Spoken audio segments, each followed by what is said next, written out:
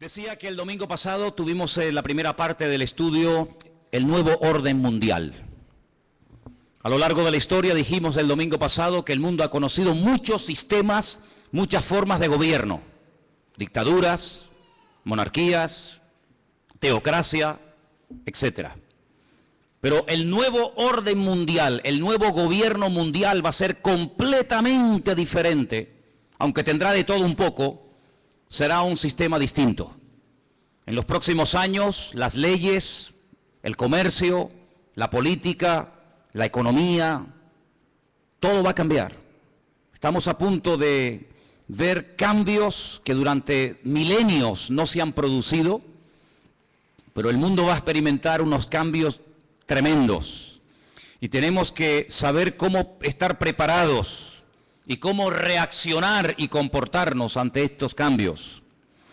Y en el capítulo 13 del libro del Apocalipsis nos habla de un hombre, de un personaje que recibe a lo largo de la Biblia muchos adjetivos, muchos nombres. El anticristo, el cuerno pequeño, el hombre de pecado, el hijo de perdición, God, etc. Son nombres que nos hablan acerca de cómo es este hombre. Pero hay un versículo que la semana pasada no tocamos y que yo, antes de entrar a hablar del segundo personaje que juntamente con el anticristo van a llevar las riendas de este mundo en los últimos tiempos, no tocamos, y es el versículo 2, Apocalipsis 13, verso 2. Y ahí se nombran tres animales diferentes. Tres animales que los que hemos estudiado la Biblia sabemos qué está tratando de decir Juan, de una forma, digamos, oculta, ¿no? Apocalipsis 13:2 dice que la bestia, y hablamos del anticristo, era semejante a un leopardo, pero sus pies eran como de oso, pero su boca dice que era como boca de león. ¿Te das cuenta? Hay tres animales diferentes. Su apariencia, la palabra semejante es muy importante en la Biblia. Selem. Cuando tenemos una fotografía, tenemos una imagen de una persona real, de una persona que existe, pero tenemos una fotografía, una imagen para que te hagas una idea de cómo es esa persona. Entonces la Biblia nos enseña que la semejanza, el aspecto exterior de este líder mundial, de este político llamado el anticristo, es semejante a un leopardo, pero su forma de actuar, los pies, cómo camina, cómo se comporta, cómo actúa, es como un oso. Pero cuando habla, cuando da a conocer su mensaje, dice que es como un león. Claro, para entender esto, uno tiene que ir al libro de Daniel. Yo siempre he dicho que la Biblia es una especie de gran rompecabezas, un gran puzzle. Hay cosas que Daniel dice que el Apocalipsis te explica. Y hay cosas que lees en el Apocalipsis que si no conoces Daniel, no puedes entender nunca. La Biblia nos enseña que en el Antiguo Testamento, en la época del profeta Daniel en Babilonia, él tuvo un sueño una noche. Y él dice que vio 4 animales que le llamaron tremendamente la atención. Dice que él vio a un león con alas. Dice que vio a un oso que estaba apoyado sobre una pata más que de otra. Luego ve a un leopardo que tiene 4 cabezas y ve a una bestia, que fue la que más le llamó la atención a Daniel. Gracias al Señor, ese sueño el Señor se lo interpretó y le dijo lo que significa. Por eso no tenemos que inventarnos nada. Simplemente ir a la Biblia y ver qué explicación le dio el Señor a Daniel sobre ese animal, esos animales. Y le dijo, mira, el león es Babilonia. Amén. El león es el imperio que en este momento tú conoces y gobierna toda la tierra, Babilonia. Ese imperio caería, ese imperio desaparecería con el paso del tiempo. Y se levantaría otro imperio, que era el imperio de los medos persas, que está tipificado o representado por el oso. Los medos persas también caerían. desaparecerían de la escena mundial y se levantaría un tercer imperio tremendamente poderoso, el imperio de Alejandro Magno, los griegos, representado con un leopardo de 4 cabezas. Y finalmente dice que ve una bestia, no es un animal normal y corriente, es algo extraño, es una bestia, es un monstruo que dice que tiene 10 cuernos y bueno, es un animal indescriptible porque ya te digo, no existe. La historia nos enseña que Alejandro Magno, cuando murió, no dejó descendencia. No ocupó su hijo y posteriormente el hijo de su hijo el trono, sino que Alejandro Magno murió sin dejar descendencia. Algunos dicen que era homosexual y que nunca se casó y tuvo hijos. Su imperio, que era un imperio enorme, que se extendió por todas partes del mundo conocido, cuando él muere, se divide en 4 pedazos. Y 4 de sus generales más conocidos, Casandro, Lisimaco, Teleuco y Ptolomeo, se apoderaron de lo que antiguamente fue un solo reino, pero que ahora son 4. Y cada uno toma posesión de uno de estos pedazos. Así que sabemos que el león es Babilonia, el oso son los persas o los iraníes, y el leopardo era Grecia. ¿Y qué es lo que está diciendo el Señor a Juan en Apocalipsis capítulo 3? Que cuando aparezca en la escena mundial este hombre, que vamos a llamarlo el anticristo, va a tener de todo un poco. Su apariencia, su aspecto va a ser el de un leopardo, es decir, el de un griego. Cuando él se mueve, se comporta, toma decisiones, se actúa, dice que actuará como un oso, es decir, como un persa. Pero dice que cuando abre la boca y hable, se va a comportar como un león, como un babilónico.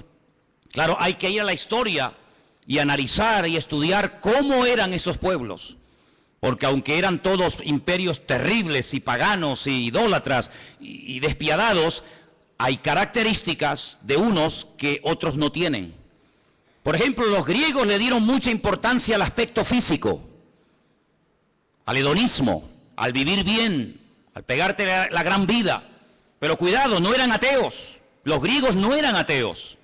Les recuerdo que cuando el apóstol Pablo fue a Grecia, a un lugar público llamado el Areópago, donde se compartían las enseñanzas, y allí estaban los filósofos de la época, el apóstol Pablo dijo: hoy paseando por vuestra ciudad, por Atenas, he observado que ustedes los atenienses sois gente muy religiosa. No eran ateos, pero eran religiosos.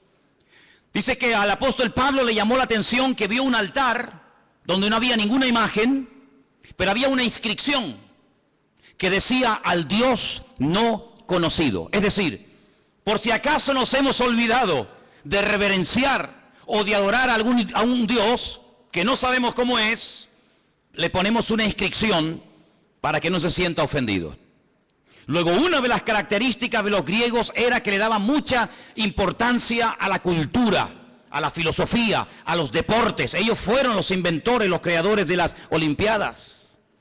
Ellos le daban mucha importancia al aspecto físico. Llenaron toda Jerusalén y el mundo conocido de antaño de gimnasios. Le daban mucha importancia al culturismo, al aspecto físico. Pero también eran personas que tenían grandes problemas con la lujuria. La mayoría de ellos eran bisexuales, le gustaban tanto los hombres como las mujeres. Eran personas que no tenían ningún tipo de escrúpulos, eran personas que no tenían ningún tipo de moral, eran personas que le daban rienda suelta a cualquier impulso de la carne, con tal de que te sientas bien, lo puedes hacer. ¿Quieres ser homosexual y eso te hace sentir bien? Adelante. ¿Quieres ser cualquier otra cosa? Adelante. En otras palabras, no te reprimas. No tengas ningún recato, ningún principio moral o espiritual, sino rienda suelta a los impulsos. El anticristo será así. El anticristo no será un ateo, pero será una persona, un libertino, una persona que le dará igual lo que sea, con tal de que la gente se sienta contenta y feliz. Por eso dice que su aspecto, su forma de ser es como la de un griego, una persona que le da lugar a la carne, al hedonismo. Pero dice que cuando actúa como un oso, como un persa. Y hermano, es interesante notar porque el imperio persa siempre tuvo algo muy interesante entre ellos, y es que siempre tenían una intención de expandir su territorio. Saben que desde hace muchos años ha estado mareando la perdiz los persas, Irán, pero una de las cosas que quieren es, siempre lo han querido y lo han dicho y no lo han ocultado, es la destrucción y aniquilación total y absoluta del Estado de Israel. Israel ha amenazado en varias ocasiones a Irán porque sabe que están construyendo armamento nuclear, no con fines, digamos, científicos, sino con fines militares. Irán recientemente dijo, si somos atacados por Israel, tenemos en este momento 80.000 misiles apuntando a la ciudad de Jerusalén y la destruiremos en cuestión de minutos, es lo que ellos dicen. Por lo tanto, aunque aparentemente es una persona pacífica y educada y con una cultura tremenda, por otra parte, en su corazón es una persona que le gusta la guerra. Dice la Biblia, recuerden, la semana pasada cuando hablamos de este personaje, dice que él cambia de religión. Dice que al Dios de sus padres lo deja de adorar y comienza a adorar a Alá Maozín, al Dios de las fortalezas o al Dios de la guerra. Es una de las características del anticristo. No es un ateo, pero es una persona que utiliza lo espiritual, lo religioso, para fundarse en esa fuerza espiritual que da, por así decirlo, la religión, y emprender guerras. Todos sabemos que muchas guerras se han emprendido, y las que faltan, en nombre de Dios o en nombre de la religión. Los protestantes han matado gente, los católicos han matado a gente. No hay ni una sola religión que no esté manchada de sangre. Todos han utilizado el nombre de Dios. Cuando la famosa guerra del Golfo, veíamos a Saddam Hussein orando para recibir fuerzas para atacar a los americanos y vencerlos, pero también veíamos en las iglesias de Norteamérica orando a los creyentes para que los soldados norteamericanos no murieran, y vemos que se mezcla todo, lo político, lo religioso, lo espiritual. Así será el anticristo, un sincretismo, una mezcla de todo, una mala utilización del nombre de Dios, utilizando a Dios para beneficios personales. Pero dice que cuando él habla como un león, es decir, será un ser arrogante. Los babilónicos, si algo tenían que les caracterizaba, era la arrogancia, la soberbia. Se creían que eran los amos, los dueños del mundo. Así será este personaje. Pero este personaje del cual hablamos la semana pasada, que es la primera bestia, la que sube del mar entre las naciones, de los pueblos, de entre los gobiernos, tendrá el apoyo total y absoluto de otra bestia que vamos a ver sus características. Apocalipsis capítulo 13, versículo 11. Y fíjese en esta palabra. Después vi otra, no es la misma, es otra bestia que subía de la tierra. La primera bestia subía del mar, la segunda sube de la tierra. Tenía 2 cuernos semejantes a los de un cordero, pero cuando hablaba como un dragón. Jesús dijo en cierta ocasión que de la abundancia del corazón habla la boca. ¿Cuántos dicen amén? Su aspecto es un cordero, pero en cuanto abre la boca sale toda la basura que tiene dentro y se da a conocer lo que realmente lleva: maldad y muerte por todas partes. Dice que ejerce toda la autoridad de la primera bestia en presencia de ella. Hace que la tierra y los moradores de ella adoren a la primera bestia, cuya herida mortal fue sanada. Versículo 13. También hace grandes señales, de tal manera que aún hace descender fuego del cielo a la tierra delante de los hombres. Versículo 14. Engaña a los moradores de la tierra con las señales que se le ha permitido hacer en presencia de la bestia, mandando a los moradores de la tierra que le hagan imagen a la bestia que tiene la espada, la herida de espada, y vivió. Se le permitió infundir aliento a la imagen de la bestia para que la imagen hablase e hiciese matar a todo el que no la adorase. Verso 16. Hacía que a todos, pequeños y grandes, ricos y pobres, libres y esclavos, se les pusiese una marca en la mano derecha o en la frente. y que ninguno pudiese comprar ni vender sino el que tuviese la marca o el nombre de la bestia o el número de su nombre. Dice, y aquí hay sabiduría. El que tiene entendimiento, dice, el que tiene entendimiento cuente el número de la bestia, pues es un número de hombre y su número es 666. Es decir, que en los últimos tiempos surgirá un nuevo orden mundial. El mundo no será como lo hemos visto hasta el día de hoy, donde cada uno hace lo que le da la gana y cada uno gobierna. No. En los últimos tiempos habrá un nuevo orden mundial dirigido y capitaneado por un presidente mundial que tendrá una fuerza militar, económica y política increíble. Y a este personaje se le conoce vulgarmente con el nombre del anticristo, el que se opone a Cristo, el que quiere suplantar la figura de Cristo. Pero tendrá a una persona que la Biblia lo llama, fíjense qué curioso, falso profeta. Si analizamos toda la Biblia, vemos que la figura de los profetas era algo muy importante. La Biblia está llena de verdaderos y auténticos profetas. Daniel, Jeremías, Isaías, Habacuc, Sofonías, Malaquías, cientos de buenos profetas. ¿Qué era un profeta? Un profeta era un hombre de carne y hueso, como cualquiera de nosotros, con una comunión con el Señor tremenda, que a través de sueños o de visiones o por voz audible, recibía mensajes del Eterno, recibía mensajes del Señor para transmitirlos al pueblo de Israel, para que de esa manera el pueblo no pecara, para que de esa manera el pueblo no terminara adorando a otros dioses, para que el pueblo supiera en todo momento lo que tenía que hacer y lo que no tenía que hacer. Un profeta era una bendición para el pueblo. ¿Por qué? Porque era el nexo que unía al pueblo con Dios y a Dios con el pueblo. Era la persona que hacía la función de la boca de Dios. Cuando Dios quería decirle algo al pueblo, hablaba a través del profeta. Pero dice la Biblia, y la Biblia está llena de ejemplos de falsos profetas. Hay capítulos enteros en Jeremías, en Ezequiel y otros libros que nos hablan acerca del daño tremendo que hacían los falsos profetas.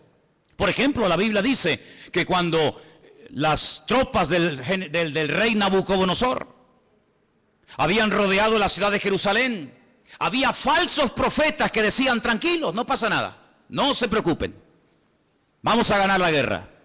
Nabucodonosor va a ser derrotado, se va a cansar y se va a marchar a su tierra. Vienen tiempos de paz, vienen tiempos de abundancia, vienen tiempos de prosperidad. Pero había uno llamado Jeremías, que era el verdadero profeta y decía, no les crean, les están mintiendo. Es mentira, no viene paz, viene guerra. El enemigo no se va a ir, nos va a destruir, nos va a destruir la ciudad, nos va a quemar el templo, va a matar a nuestros jóvenes. Siempre hubieron falsos profetas que engañaban al pueblo. Siempre había falsos profetas que venían supuestamente en nombre de Dios.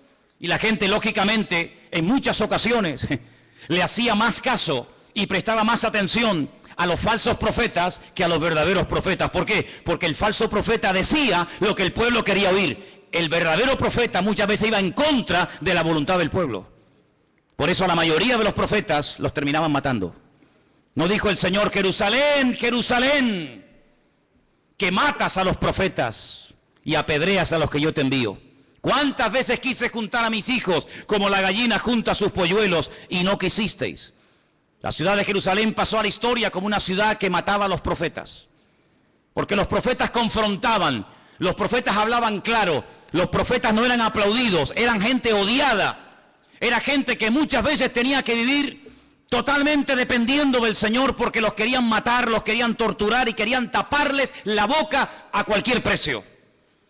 Y curiosamente dice la Biblia que el anticristo tendrá el apoyo incondicional de un hombre que no va a ser un político. Recuerda eso, el falso profeta no será un político, será una persona que se encargará fundamentalmente de 4 cosas. Primera, lo hemos leído, versículo 12, hará todo lo posible para que todas las naciones de la tierra reconozcan la autoridad y se sometan a la autoridad del anticristo.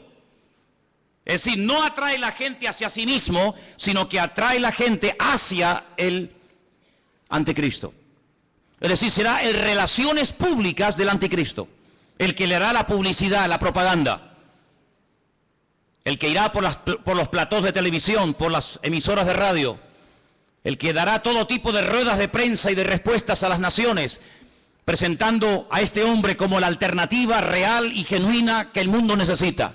Les puedo asegurar que será conocido en todas partes de la tierra. Un hombre carismático, un hombre que sabrá llevarse bien con los árabes, con los judíos, con los musulmanes, con los católicos, con los evangélicos, con los ateos, con todo el mundo. Un hombre con un don de palabra extraordinario y un hombre que lo que pretende es desviar la atención de la gente hacia el Dios vivo y verdadero y llevarlos a la ruina, diciéndole a la gente: este hombre es lo que el mundo necesita. Este hombre es el que va a solucionar los problemas de la crisis, del paro, los problemas económicos, los problemas entre palestinos y judíos. Este lo va a solucionar todo. Primera función del falso profeta. Segunda, versículo 13. También hará grandes señales. La Biblia no dice qué tipo de señales hará, pero curiosamente menciona una que es tremendamente poderosa. Y dice que hará descender fuego del cielo a la tierra delante de los hombres. Solamente hubo un hombre en toda la historia de la humanidad que en un momento oró y cayó fuego del cielo, demostrando que el Dios que él adoraba y honraba era el verdadero Dios, y era el profeta Elías. En el monte Carmelo, dice la Biblia, que allí hubo una confrontación del mundo de las tinieblas contra el mundo espiritual, contra el mundo del Señor. Y el profeta Elías dijo: la respuesta no tiene que ser a través de un sueño, la respuesta no será a través de una visión, a través de un ángel, sino la respuesta tiene que ser algo contundente y visible a kilómetros. Y allí en lo alto de ese monte en el que hemos estado en cantidad de ocasiones, desde donde se tiene una perspectiva de una zona geográfica muy grande de Israel, allí él oró y dice que descendió fuego del cielo y 400 profetas falsos de Baal fueron degollados en aquel día. Nunca más nadie ha hecho eso. Bueno, perdón. Una vez unos hermanos en el Nuevo Testamento, cuando fueron a entrar a una ciudad a evangelizarla, a hablar del Señor, y no los quisieron oír, le dijeron al Señor: Señor, ¿nos das permiso para que oremos y caiga fuego del cielo y los destruya a todos? Y el Señor les dijo: no, queridos, yo no he venido a eso. Monarjes, hijos del trueno, no les dio autorización para que oraran, para que cayera fuego del cielo. Pero en los últimos tiempos habrá un hombre que por un poder satánico, por una unción falsa, pero poderosa al fin y al cabo, dice que tendrá la capacidad de sorprender a las naciones haciendo caer fuego del cielo. Será una de las muchas señales que este hombre haga. Así que primero intenta llevar a la gente al anticristo. Segundo, hará grandes señales. Tercero, versículo 14. Engañará a los moradores de la tierra con las señales que se le ha permitido hacer. Jesús dijo en Mateo capítulo 24, hoy se ha leído este capítulo aquí en el púlpito. En Mateo capítulo 24 dice que cuando Jesús salía del templo de Jerusalén, los discípulos le dijeron: Señor, observa, qué templo tan hermoso tenemos. Un templo maravilloso, es una maravilla para nosotros los judíos tener un templo tan bonito en nuestra ciudad de Jerusalén. Jesús les dijo: no quedará piedra sobre piedra que no sea destruida. Cuando ellos cruzan el torrente de Cedrón y se van al monte de los olivos, allí 4 de sus discípulos, 4 solamente, le dicen: Señor, ¿cómo? ¿Cuándo? ¿Cómo que va a ser nuestro templo destruido? Dinos, ¿qué señal habrá de tu venida y del fin del siglo? Y el Señor les da un mensaje tremendo que les animo a que lo vuelvan a leer en casa. Mateo 24, también lo tienen en Lucas 21. Y una de las cosas que repite reiteradamente el Señor es esta: mirad que nadie os engañe. ¿Cuántos dicen amén? Que nadie os engañe. Y curiosamente dice: porque vendrán falsos cristos. ¿Qué significa la palabra Cristo? Tanto que la utilizamos los cristianos, tenemos que saber lo que significa, ¿no? Viene de la palabra hebrea Mashiach, que significa ungido. Vendrán muchos falsos ungidos. Eso es lo que está diciendo.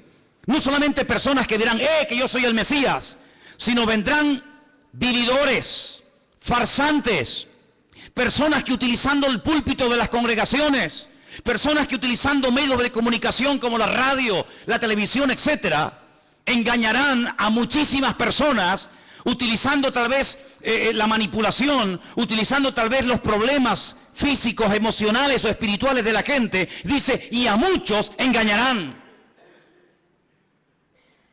Pero el Señor dice, mirad que nadie os engañe, porque no solamente vendrán falsos ungidos, sino también dice falsos profetas. ¿Qué es un profeta? Un profeta es un predicador, ¿sí o no? Es uno que predica, es uno que proclama un mensaje, en este caso un mensaje bíblico, un mensaje de Dios. Dice, pues vendrán falsos predicadores. Y usted dice, pero hermano, ¿sabes lo que estás diciendo? Totalmente. Y ya han comenzado a proliferar por todas partes del mundo. Falsos predicadores, falsos evangelistas, falsos maestros, falsos profetas, que incluso a veces con milagros o con señales llegan a seducir y a engañar a la gente. Y no es algo nuevo, lo estamos viendo de hace 10 años a esta parte, en todas partes del mundo. Pero en los últimos tiempos habrá una persona que será el máximo exponente del engaño y de la mentira, que la Biblia lo llama el falso profeta. ¿Y qué podemos hacer los cristianos? ¿Tenemos la obligación de creer todo lo que los pastores dicen? ¿Tenemos la obligación de creer todo lo que la gente predica en un púlpito? Rotundamente no. La Biblia nos enseña que cuando una persona proclama el evangelio, y más cuando una persona se llama o se autodenomina profeta, la congregación, la audiencia, el pueblo que escucha el mensaje, tiene que filtrar, tiene que analizar, tiene que escudriñar si lo que este hombre está diciendo es palabra de Dios o es falso. No se puede decir amén a cualquier enseñanza, hermanos. Yo soy vuestro pastor hace 14 años en esta iglesia. Pero el día que yo me aparte del evangelio, el día que yo me aparte de la verdad, el día que yo les enseñe algo falso, no me crean, no vengan más a este lugar. Porque la Biblia nos enseña que la oveja tiene la obligación de rumiar la comida antes de tragársela. ¿No hablamos hace poco de una de las características de las ovejas? ¿Sí o no? ¿Y cuál es una de las características de la oveja? Que es un animal rumiante. ¿Y qué es un rumiante? Un animal que primero mastica, mueve la comida, la saborea, la prueba, y luego después de haberla masticado bien, se la traga. Y esa es una de las características que tenía que tener un animal limpio para poder ser ingerido. El Señor dijo que tenga pezuña y que sea rumiante. Y el Señor quiere que tú seas, permíteme la palabra, un rumiante. Una persona que diga, un momento, te he oído, he prestado atención, he tomado buena nota. Perfecto. Déjame analizar a través de las Escrituras si lo que tú hoy nos has enseñado, si la palabra que nos has traído es bíblica o es mentira y es falsa. Dice la Biblia que cuando Pablo fue a la ciudad de Berea, ¿os acordáis?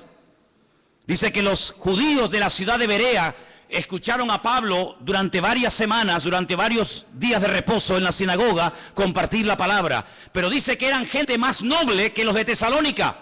¿Por qué dice la Biblia que los judíos de Berea eran diferentes a los judíos de Tesalónica? Dice, porque ellos comprobaban cada día en las Escrituras si las enseñanzas que el apóstol Pablo le daba a la congregación eran palabra de Dios o no eran palabra de Dios. ¿Cuántos dicen amén? Por lo tanto, hermanos, yo siempre les he animado, siempre les he dicho, y lo seguiré diciendo cada día, que ustedes tienen la obligación de escudriñar las Escrituras, de conocer la palabra de Dios, de no tragarse todo lo que oigan, de no tragarse todo lo que vean y oigan en internet, de no decir amén a todo, de no abrir su corazón a cualquier ministerio, de no dejarse ministrar por cualquier persona que aparentemente tiene palabra, hace milagros, señales y prodigios, pero alto, la Biblia nos enseña que el falso profeta no solamente será un tremendo predicador, un tremendo orador increíble, sino que además será una persona que su ministerio, entre comillas, estará caracterizado por señales, milagros y prodigios. ¿Qué te parece? Pero ¿sabe qué? En el versículo 13 dice que este hombre hará grandes señales, grandes señales. Usted tiene que prestar atención a esas señales. ¿Por qué? Porque no toda señal es evidencia de que le está dando gloria y honra al Señor y que esa unción viene de parte del Señor si no sabe Dios de dónde viene. El falso profeta se diferencia del anticristo en tres cosas muy importantes. Primero, su procedencia es diferente. El mundo de la política produce, permítame la expresión, la política produce, es el terreno donde se levanta el anticristo. El falso profeta no se levanta del mundo de la política. El falso profeta se mueve en el terreno religioso, en el terreno espiritual. ¿Se han dado cuenta que en los últimos años ha habido muchos intentos por tener una religión? Lo intentó la New Age, la nueva era, lo ha intentado el Vaticano en múltiples ocasiones con las famosas reuniones ecuménicas.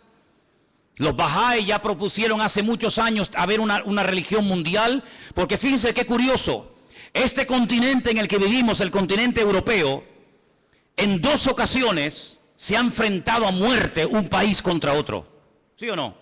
Primera Guerra Mundial, Segunda Guerra Mundial, unos contra otros, millones de muertos, ciudades arrasadas completamente, familias destruidas. Europa quedó totalmente en ruinas, pero eso ya pasó a la historia.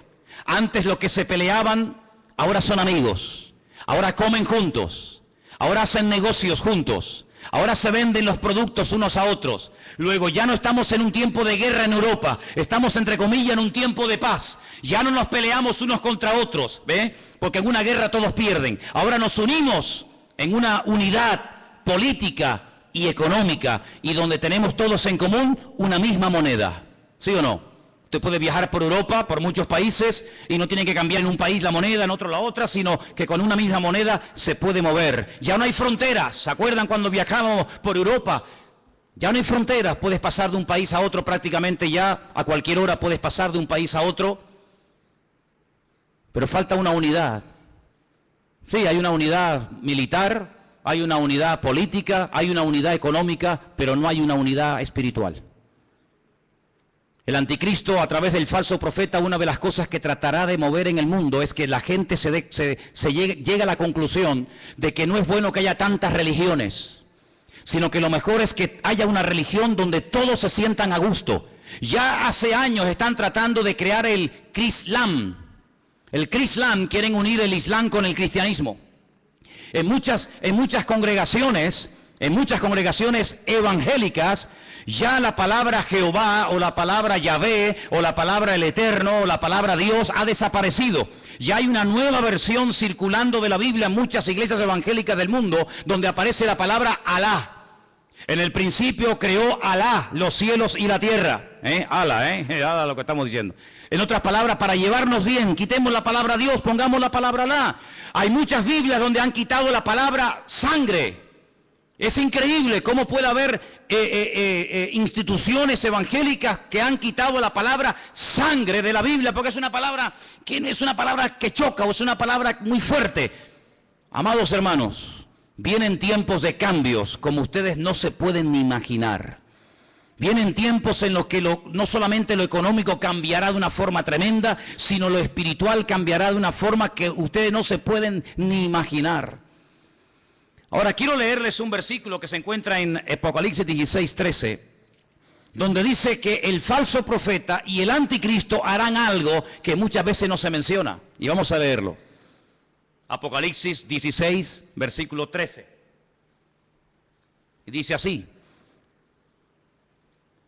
vi salir de la boca del dragón, Satanás, de la boca de la bestia, el anticristo, y de la boca del falso profeta, 3 espíritus inmundos a manera de ranas.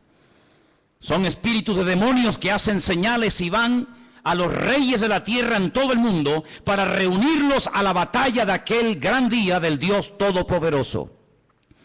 Una de las cosas que el mundo tiene que conocer y ustedes, hermanos, tienen que saber, porque la Biblia lo profetiza con cientos y miles de años de antelación. Cuando te pregunta la gente, ¿y tú crees que habrá una tercera guerra mundial? ¿Crees que otra vez el mundo volverá a enfrentarse y a matarse y a pelear los unos contra los otros? Y yo te digo, no te quepa la menor duda.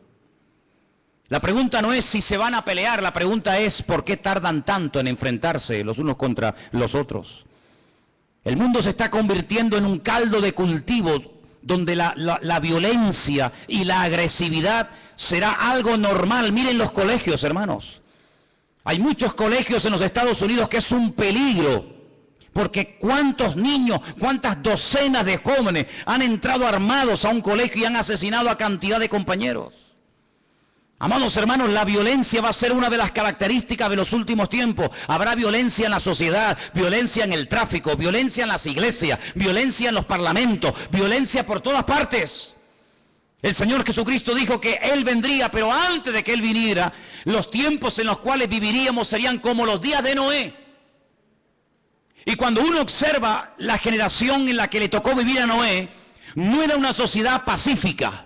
Cuidado, era una sociedad tremendamente avanzada para la época en la que vivía. Fijaros lo que querían construir. En la época de Noé se quiso construir el edificio más alto del mundo, un zigurat, una torre que llegara al mismo cielo, a la misma presencia de Dios, con el objetivo de demostrarle a Dios que a través de la tecnología de la época, el hombre era capaz de desafiar al mismo Dios y de llegar a su presencia no a través del medio establecido por Dios, sino a través del medio de la mente humana. La tecnología puesta al servicio del mal. ¿Piensan ustedes que el anticristo y el falso profeta no echará mano de la tecnología de la época para engañar y meterse en miles y en miles y en millones de hogares? No les quepa la menor duda. No les quepa la menor duda. Así que en los tiempos de Noé no fue como en los tiempos del diluvio. Fue en los tiempos del diluvio, no fue como en los tiempos de la Torre de Babel. En los tiempos de la Torre de Babel, la Biblia nos enseña que Dios no destruyó a la humanidad, sino que la separó y la confundió. ¿Por qué? Porque habían aprendido un secreto tremendo. ¿Cuál fue? La unidad. Se unieron para lo malo.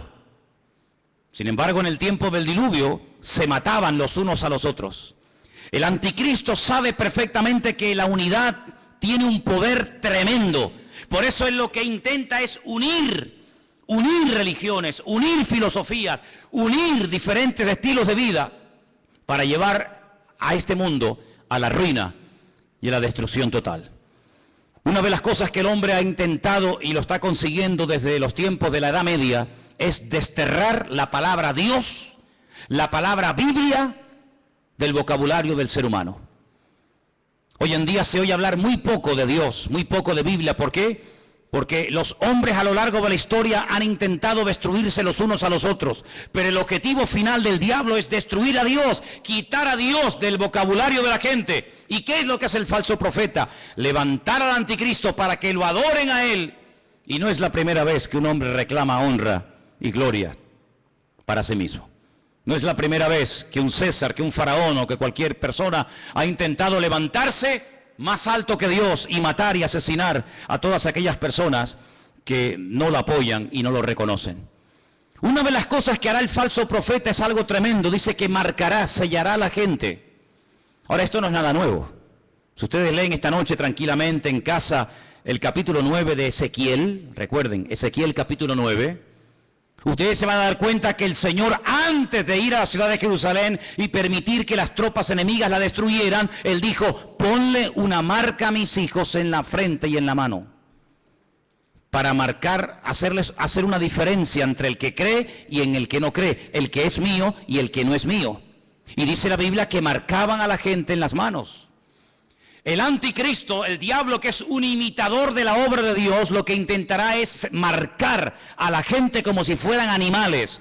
Ya hablamos la semana pasada de ese famoso microchip, un sistema muy interesante, muy moderno, que intentará facilitarle la vida a la gente, sobre todo a la hora de comprar, a la hora de vender, a la hora de viajar, no perder el dinero, tener en todo momento encima tuyo todos tus datos económicos, tus datos de vacunas, etcétera, etcétera. Ese microchip ya existe. No es una ciencia ficción. Los animales, los perros, me imagino que en Suiza será igual. Aquí es obligatorio que los animales tienen que llevar un chip. Y si un animal se pierde con una máquina, el doctor, el veterinario, sabe en todo momento cómo se llama ese animal, si está vacunado, dónde vive, cómo se llama su dueño, etcétera, etcétera. Pues lo que empezó con los animales, terminará con el ser humano. Porque para el diablo los seres humanos son como animales. Por eso la famosa teoría de la evolución equipara y nivela al hombre al nivel de la bestia. En la famosa Constitución Europea, creada, diseñada y escrita por el famoso Jacques Chirac, jefe de toda la masonería europea, él puso al mismo nivel a un animal que a un hombre. De tal manera que si un hombre quiere casarse con un perro, con un gato, con una vaca o con cualquier animal, lo puede hacer. ¿Por qué? Porque al fin y al cabo todos somos animales. Sin embargo, desde el punto de vista bíblico, Dios dignifica a la raza humana por encima del animal. ¿Cuántos dicen amén?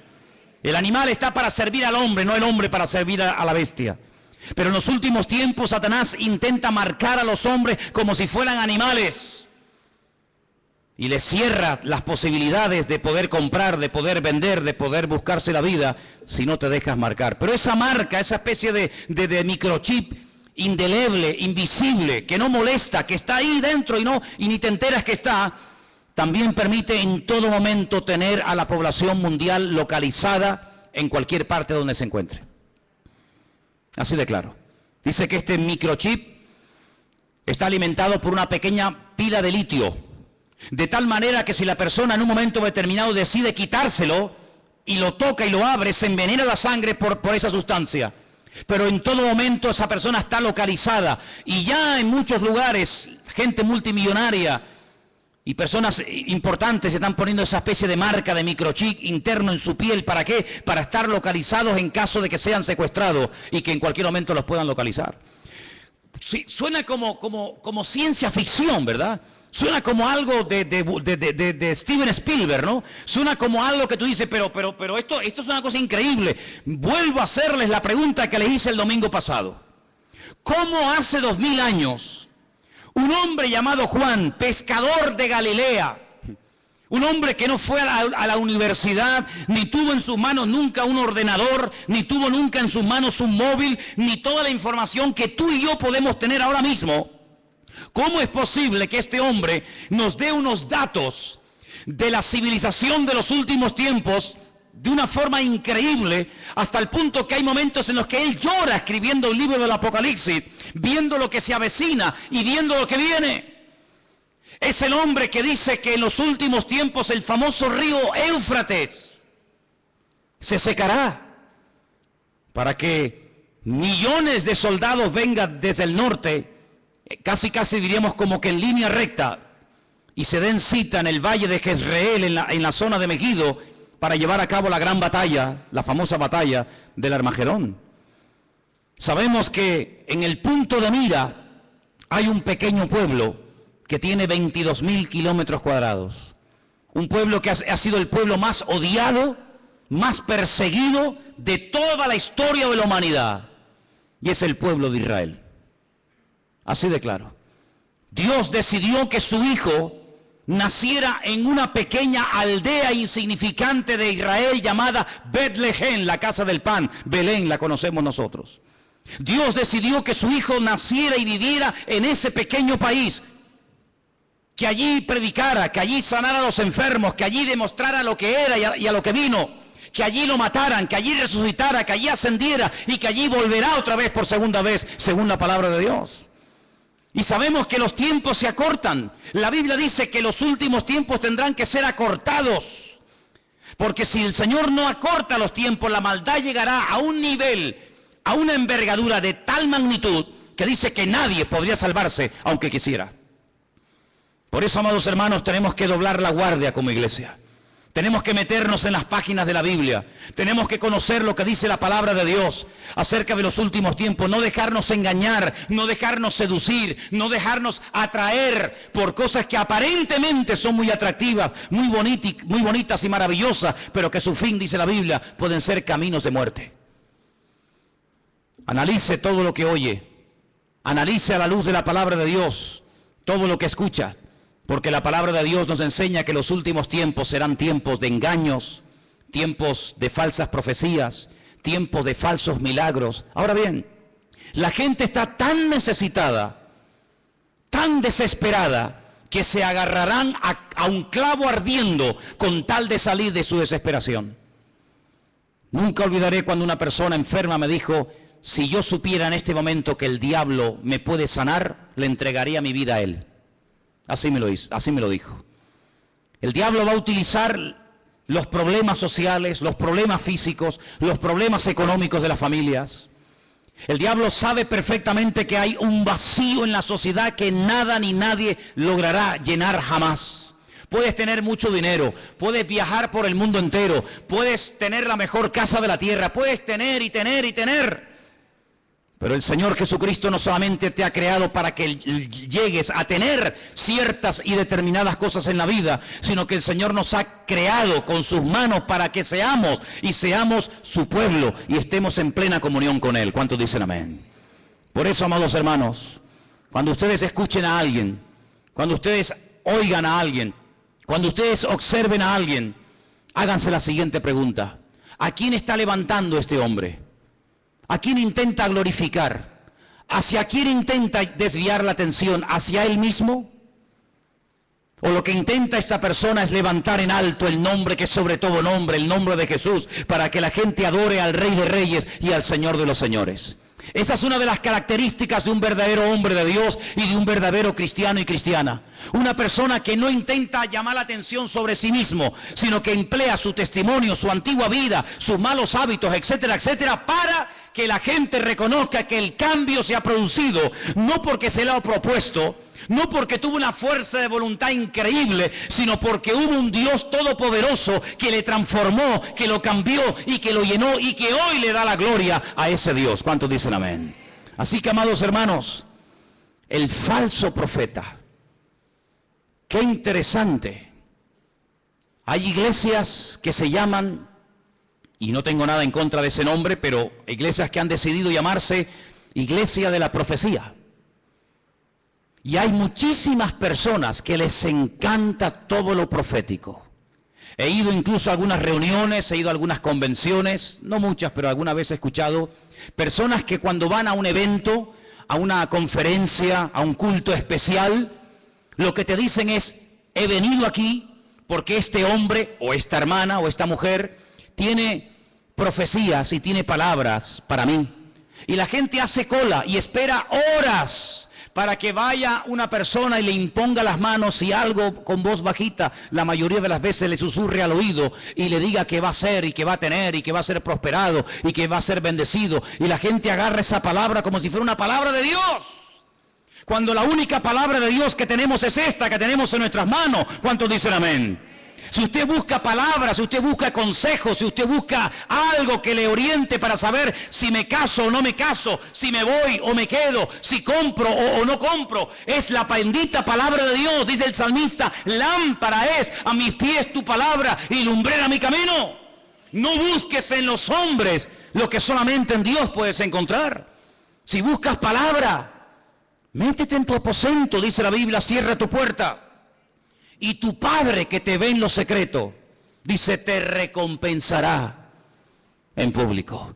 Pero qué fácil es ir a una persona para que nos diga esa persona, supuestamente en nombre de Dios, lo que yo tengo que hacer. Cuidado, porque la Biblia dice que en los últimos tiempos el don de la profecía será mal usado para engañar y para seducir a las almas inconstantes. Claro que creemos en las profecías. No menospreciéis las profecías, dice la Biblia, pero las profecías de la Biblia, no las profecías inventadas, no el producto de la imaginación. ¿Saben lo que decía Jeremías al pueblo? Ustedes, Dios no los ha enviado a ustedes, ustedes profetizan y tienen el descaro y la desfachatez de esperar que lo que han profetizado se cumpla cuando saben que Dios no está hablando a través de vuestras bocas. Amados hermanos, maldito el hombre que confía en el hombre, pero bienaventurado el hombre que confía en el Señor. ¿Cuántos dicen amén? Vienen tiempos difíciles, vienen tiempos de cambios, vienen tiempos donde vamos a ver cosas muy raras, muy extrañas. Ya hay iglesias en el mundo para homosexuales, no sé si lo sabían. Iglesias evangélicas gay, ya están por el mundo, por todas partes. Iglesias donde ya no se habla de la sangre de Cristo ni la muerte del Señor. Iglesias donde todo vale. Iglesias donde te puedes casar, separar, divorciar, estar con este, estar con la otra, estar con él, ahora me caso, ahora me divorcio y no pasa nada. Dios es un Dios de amor.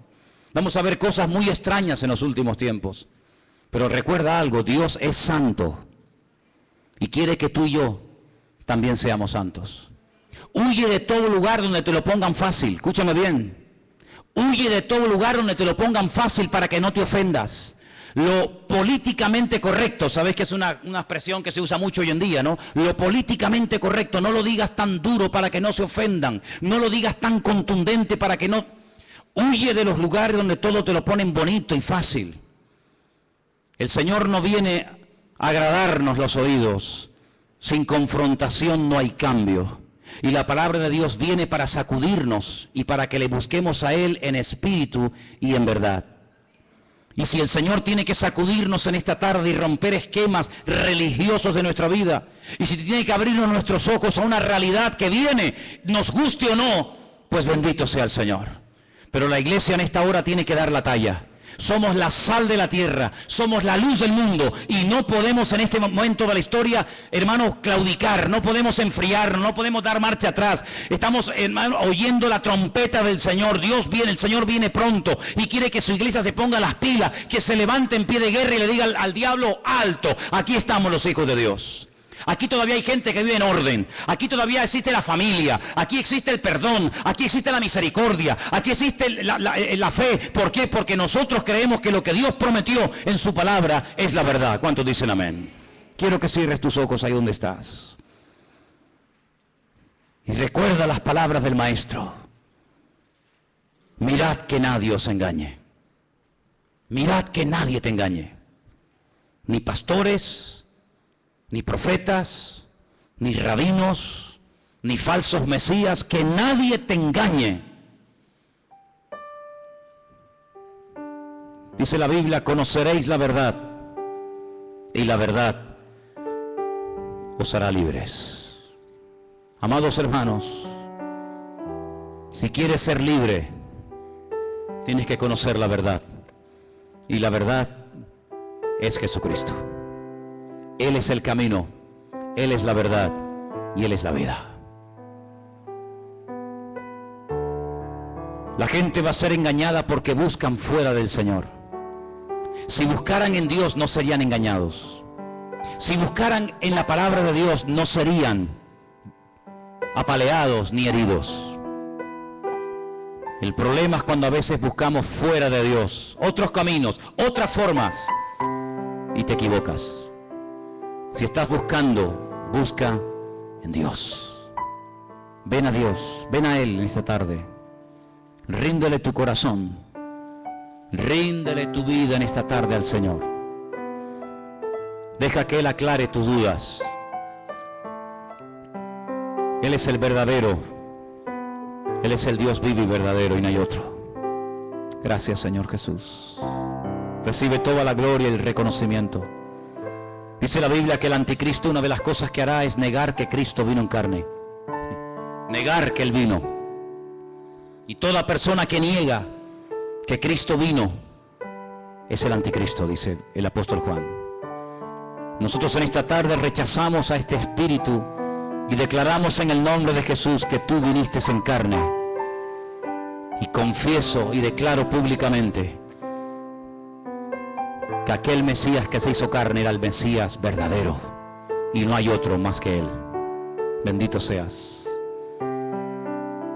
Ahí empieza el cambio cuando tú reconoces que el Mesías vino en carne, no de una forma espiritual, una nebulosa, una cosa extraña. No, vino en carne y hueso a dar su vida por ti. Ahí empieza el cambio. Si Él era el Mesías verdadero, quiere decir que yo lo necesito a Él. Y por eso en esta tarde le decimos: yo te necesito, Señor Jesús.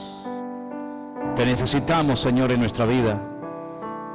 Los que somos padres, las madres, los creyentes, tus hijos te necesitan hoy más que nunca, Señor.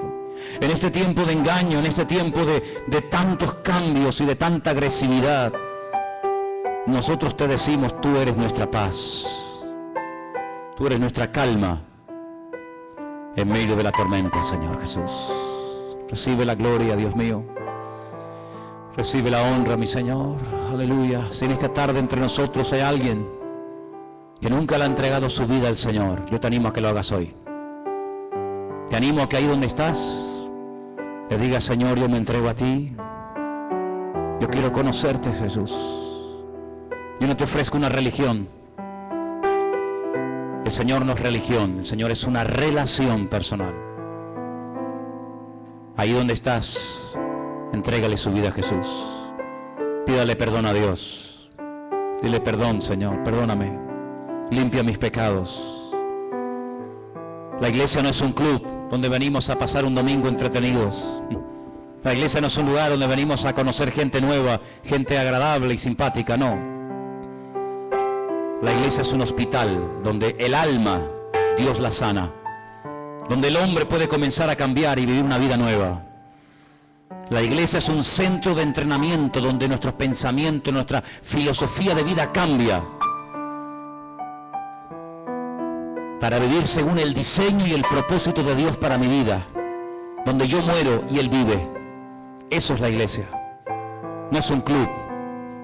Es un lugar donde cambiamos por dentro y por fuera. Y por eso en esta tarde te pedimos, Señor, ayúdanos a cambiar, a conocerte mejor. Y guárdanos del maligno.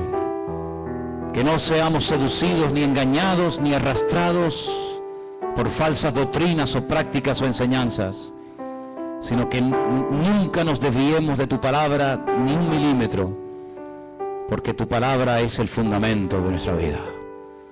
Gracias, Señor, porque tu palabra un día llegó a nuestra vida y ahora estamos edificando nuestra existencia sobre la roca, sobre Cristo Jesús nuestro Señor. A ti te damos la gloria y la honra, en el bendito nombre de Jesús. Amén.